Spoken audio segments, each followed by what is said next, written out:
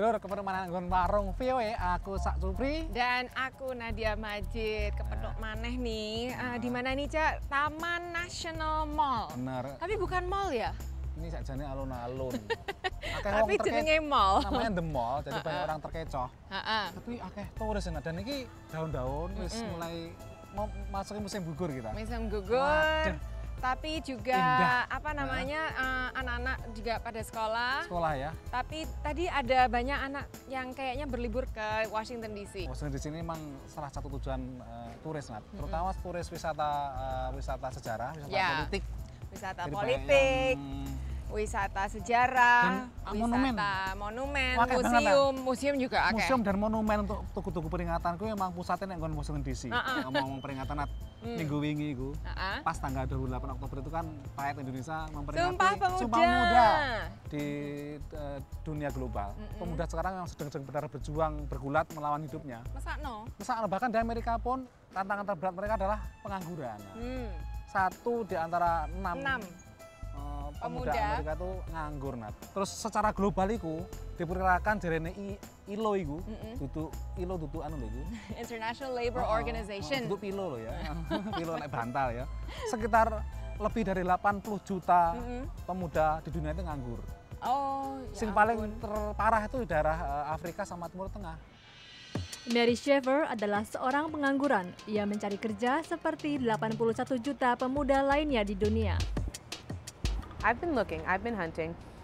A lot of online research, a lot of job sites that I feel are coming up completely, leaving me empty-handed. Perubahan ekonomi berdampak lebih besar bagi kalangan muda dibandingkan kalangan usia lain. In these days, young women and men are 3 times more likely to be unemployed than their older counterparts. Di negara maju seperti di Amerika, hampir 1 dari 6 pemuda menganggur.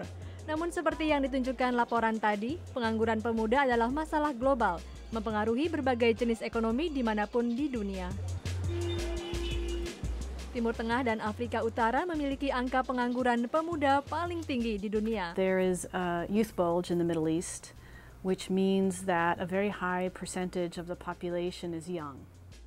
Di Mesir, pemerintah sempat memberlakukan jaminan kerja bagi lulusan S1, namun sekarang tidak lagi. Karena kebanyakan tidak memenuhi syarat untuk pekerjaan yang tersedia di sektor swasta. Jenis kelamin juga berperan di Timur Tengah. Kurang dari 30% perempuan muda bekerja di Timur Tengah meskipun lebih berpendidikan dibanding pria. The idea is women should be educated, but they should be educated to take care of their children. Elena berkata masa depan pemuda di seluruh dunia tidak menjanjikan. Young people, particularly in times of crisis, are the last to be hired and the first to be fired. Ia berkata pemuda punya 2 hal yang merugikan mereka, kurang kenalan dan pengalaman kerja. Incredibly annoying, it's incredibly frustrating, it's hard knowing that could always be against us when walking into the interview room or when sending out our resumes and cover letters. Tapi ia tidak menyerah. My dad continues to tell me that looking for a job is a full-time job. So 8 hours a day, maybe a little less than that, but I'm searching, I'm shoveling resumes and cover letters out there. I'm still doing the best I can.